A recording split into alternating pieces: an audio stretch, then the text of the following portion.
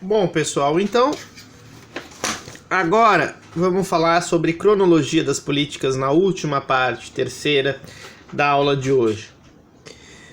Quando se tem a criação, então, no estado de bem-estar social, que é algo particularmente do século XX, entre o final do século XIX e início do século XX, 1880, 1920, é que a gente tem um início, digamos assim, para a gente pensar esse estado de bem-estar social. E aí, as primeiras políticas sociais a serem realizadas são essas, tá, pessoal?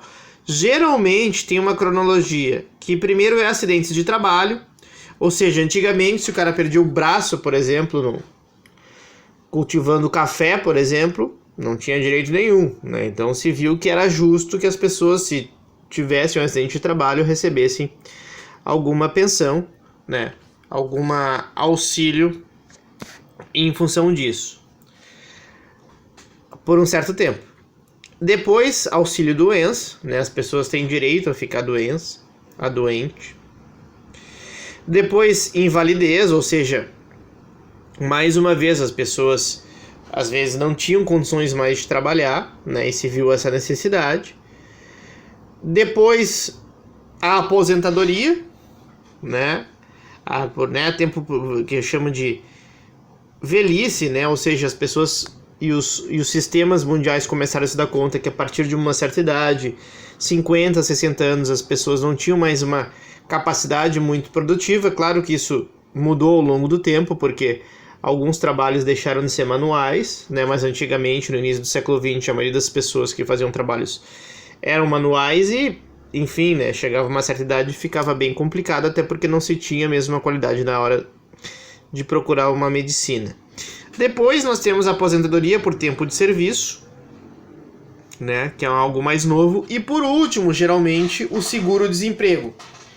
O seguro-desemprego, inclusive, entre os neoliberais vai ser bastante criticado. Como assim a pessoa não vai trabalhar e vai receber, né?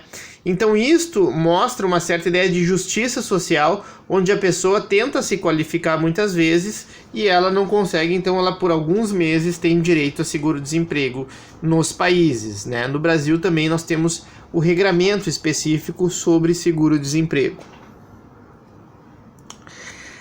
Aí, pessoal, a pergunta que eu faço é: todo o welfare state, todo o estado de bem-estar social é igual? Não, tá? Não há padrões únicos de welfare state, tá? Eles variam muito em termos de gasto social como porcentagem do PIB. O que é isso?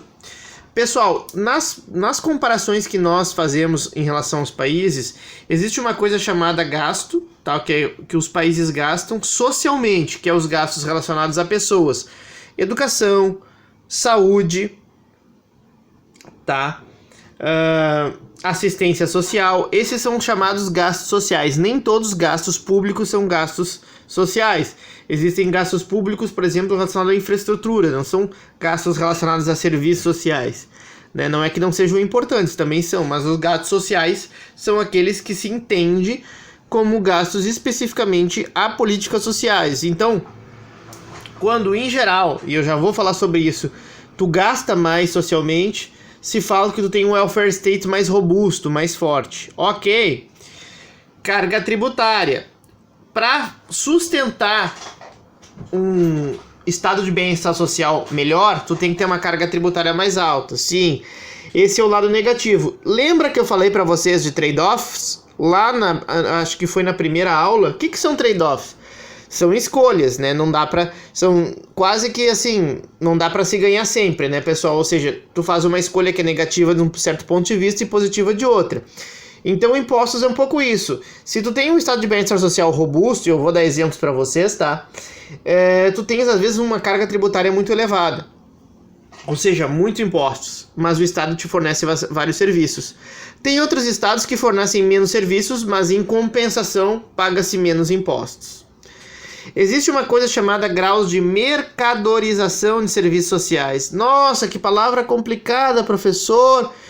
Eu sei, mas significa o seguinte: quanto mais mercadorizado está os serviços sociais, ou seja, saúde e educação, elas são mais mercadorizadas no sentido de pagar privadamente, tá? Alguns países têm mais serviços privados na área de educação e na área de saúde, por exemplo, e outros serviços mais públicos. Então, quanto mais mercadorizado um serviço social, mais privatizado ele é, tá? E é um debate se isso é bom ou se isso é ruim, tá?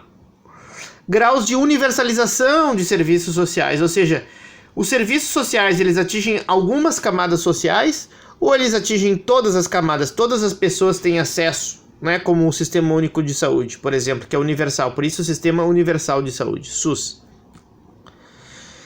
Vamos passar aqui para vocês compreender algumas coisas. No início da aula, eu falei para vocês lerem a professora Célia, né? Mas tem um outro autor que pode ser como literatura complementar, tá? Que se chama Gosta Sping Anderson, tá? Que é o seguinte, ele vai tentar elaborar tipologias de modelos de bem-estar social, né? E o primeiro modelo, que é o modelo do país, se eu não me engano, onde ele nasce, que é o sueco, é um modelo puro de um welfare state bem desenvolvido, tá?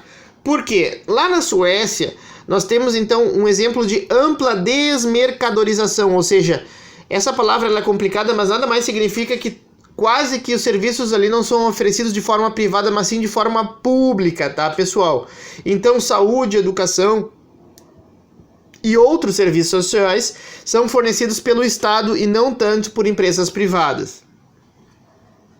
Lá também se tem uma ampla universalização, ou seja, todas as pessoas têm acesso a esses serviços sociais. O Estado fornece um mínimo, né? E eu botei mínimo aqui entre aspas porque ele é muito alto, né? Então, deem uma olhadinha, né? Procurem esse exemplo aí na internet e vocês vão ver um pouco disso. Só que, em compensação, a carga tributária, o volume de impostos que o cidadão sueco paga, em geral, ele é alto, tá? Tem outro tipo de welfare state, que é o tipo conservador. Porque ele é um modelo altamente corporativista, como assim? Lembre-se que eu falei que, às vezes, nem todas as pessoas têm acesso a alguns serviços sociais. No modelo conservador, muitas vezes, depende de tu estar atrelado a uma corporação, geralmente uma associação profissional. Então, se tu está vinculado, de repente, por exemplo, eu sou médico, eu sou advogado, enfim, alguma carreira profissional, tu está mais protegido do que outras pessoas. Isso já aconteceu no Brasil para quem tinha antigamente carteira de trabalho e os que não tinham, tá? Então ele é um modelo que traz essas camadas que são às vezes mais privilegiadas do que outras, o que gera uma certa hierarquização nos serviços, na disponibilidade dos serviços sociais, tá? E justamente ela não é universal, né? Ela tem status. Então algumas carreiras profissionais têm mais acesso a alguns serviços sociais. Ela possui uma média desmercadorização, ou seja, não tão ampla a ponto de se tornar totalmente privado, mas também não tão baixa de ser que nem no modelo social-democrata, tá? Tem uma preservação muito clara do tipo familiar nuclear, né? Ele apoia muito esse modelo, por isso também a ideia de modelo conservador, né? A mulher em casa. Vejam, na Suécia, por exemplo, em outros países de modelo social-democrata, que era o modelo anterior, muitas vezes se estimula creches comunitárias, que outras mulheres, ou homens também, não vamos ter preconceito de gênero, né? Mas em geral ainda é um mercado de trabalho de mulher, como vocês sabem, vocês são da área da pedagogia, tá? Elas, quanto mais creches ter, mais tu libera a mão de obra feminina que está em casa, que tem que cuidar dos seus filhos, da sua prole, né? Ela é liberada para o mercado de trabalho. Então, de certa forma, né, o modelo conservador ele tenta preservar um pouco esse tipo nuclear, né, de manutenção da mulher em casa, talvez fornecendo um serviço corporativista para a família, né, mas que não incentive tanto a saída da mulher para fora para o mercado de trabalho. É uma carga tributária média alta, tá? Também não é barato. E um exemplo é a Alemanha, aqui geralmente tido como um exemplo de welfare state conservador. Já nós temos o último exemplo aqui que o Gost Sping Anderson deu, né, pelo menos na construção de sua tipologia, o modelo liberal, que aqui o mercado tem maior proeminência, né? A maior limitação do Estado no fornecimento desses serviços sociais, ou seja, aqui é uma baixa desmercadorização, ou seja, aqui é uma alta privatização desses serviços sociais. O Estado esses serviços são oferecidos por empresas, tá? Também não há universalização, né? E os programas são voltados aos pobres, geralmente gerando estigma. Lembra-se da Power Law que eu falei para vocês? Esses modelos liberais são muito de dizer o seguinte: não, nós não fornecemos um grande serviço social e aqueles que dependem muito são os pobres. Por exemplo, Bolsa Família, talvez. Existe uma certa estigmatização nesse sentido. Olha, são párias, enfim, etc, né? Existe toda uma discussão mundial sobre isso, ok? A carga tributária ela é baixa, tá? Em geral, abaixo de 30% do PIB, exemplo, Estados Unidos da América. Pessoal, tomem um cuidado. Eu falei tipos puros, né? Ou seja, modelos onde, na verdade, às vezes não há aplicação no mundo real. É óbvio que existem alguns países que não são exatamente encaixados nesse modelo. Existe uma revisão conceitual sobre se realmente o modelo norte-americano é tão liberal assim, né? Mas, de certa forma, é o que eu disse, é só para mostrar para vocês como existem diferenças bastante claras entre os países sobre o estado de bem-estar social, ok? Como eu disse, pessoal, o gasto social como porcentagem do PIB, né? Os governos eles gastam em várias áreas, que é o gasto público total. Mas quando a gente tem assistência, saúde, educação, previdência, esse gasto é social. E quanto mais se gasta, mais se fornece serviços sociais a essas pessoas, tá? Existem algumas dificuldades metodológicas na comparação, mas em geral é isto, tá, pessoal? Então aqui eu quero só mostrar para vocês, já acabando um pouco a nossa aula de hoje, países por gasto público social, tá? A fonte da OCDE e Tesouro Nacional. Então aqui, pessoal, eu botei alguns países mais próximos do Brasil e alguns mais desenvolvidos, tá? Os dados estão ali entre parênteses. Então, em 2015, o gasto público social brasileiro, ele era de cerca de 17,5%.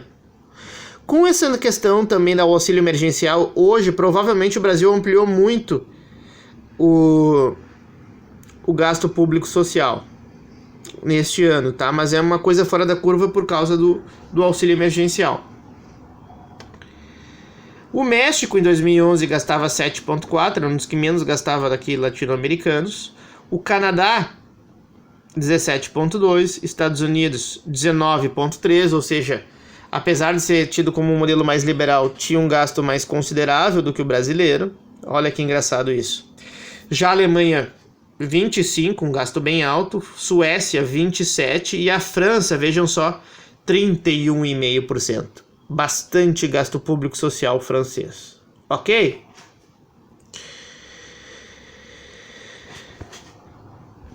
Como se então financia o welfare state, né? Através dos impostos. Ou seja, em geral há dois tipos de impostos, pessoal, os diretos e indiretos. Eu não vou aqui perder muito tempo falar sobre isso com vocês, eu teria muito a falar sobre isso, tá? Poderia dar uma aula inteira sobre questão de impostos e carga tributária para vocês. Mas, em geral, só quero que vocês distinguam que os impostos diretos são aqueles valores pagos conforme que os contribuintes devem em termos de renda, como taxas e patrimônio, né? Por exemplo, o imposto de renda é um imposto direto. Se tu ganha, por exemplo, um salário de cerca de 13 mil reais bruto no Brasil, tu vai ter que pagar, por exemplo, cerca de R$ 2.500 por mês de imposto de renda, né? Então esse é o imposto direto. O imposto indireto são aqueles que a gente paga às vezes por meio do consumo. Eles são muito nocivos na minha avaliação, porque às vezes tu não sabe que está pagando. Por exemplo, o brasileiro às vezes fica muito brabo por pagar IPTU, por pagar IPVA, não é verdade? Só que quando ele vai num posto de gasolina, muitas vezes ele está pagando às vezes mais de R$ 2 por litro. Então, uma família que abasteça 1.000 litros de gasolina por ano, por exemplo, em alguns estados brasileiros, isso muda de estado para estado por causa do ICMS, vai estar pagando R$2.000 somente em impostos que estão ali embutidos no litro da gasolina, né? E vai estar gastando um valor às vezes muito mais elevado que o IPTU ou IPVA, né? Então prestem atenção nisso. Quando vocês vão no supermercado realizar uma compra, muitas vezes até a nota ali aparece quanto vocês estão gastando, né, de impostos. Vejam aqui comigo esses países por carga tributária. O Brasil, em média, né, esses dados são dados de 2015, gasta 36% do seu PIB em impostos.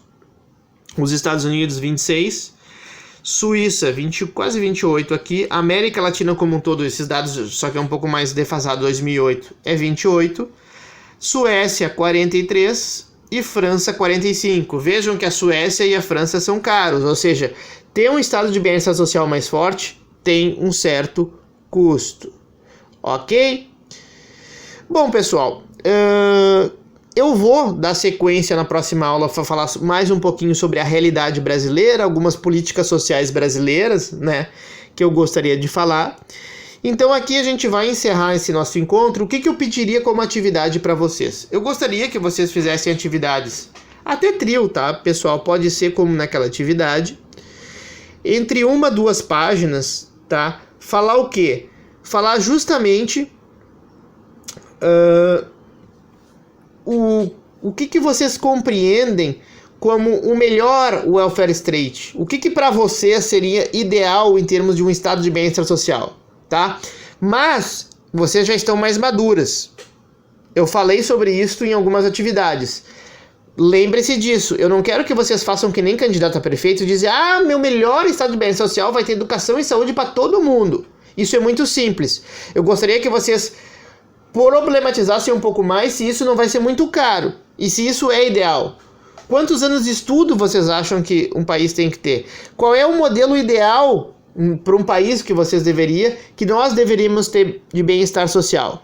É um modelo mais social-democrata, onde os serviços sociais são fornecidos de uma maneira bem extensa, mas de repente quase metade da carga tributária, quase metade do PIB é sobre carga tributária. Olha o caso francês aqui, ó. O caso sueco, tá? Ou vocês preferem não pagar menos impostos, mas que os serviços sociais sejam oferecidos por empresas privadas? Eu gostaria que vocês pensassem, refletissem sobre isso e em 1 a 2 páginas me integrassem. Então, né, vocês têm 14 dias a partir desse momento que vocês estão vendo o vídeo. Ok? A partir, na verdade, do dia da aula, tá, pessoal? Então, bom trabalho a esses trios. Se quiser fazer sozinha, faz. Se não quiser também, procura um outro. Pode fazer em dupla, mas no máximo em 3 pessoas, tá, pessoal? 1 a 2 páginas a serem entregues por e-mail. Então era isso. Grande abraço. Boa aula a todos.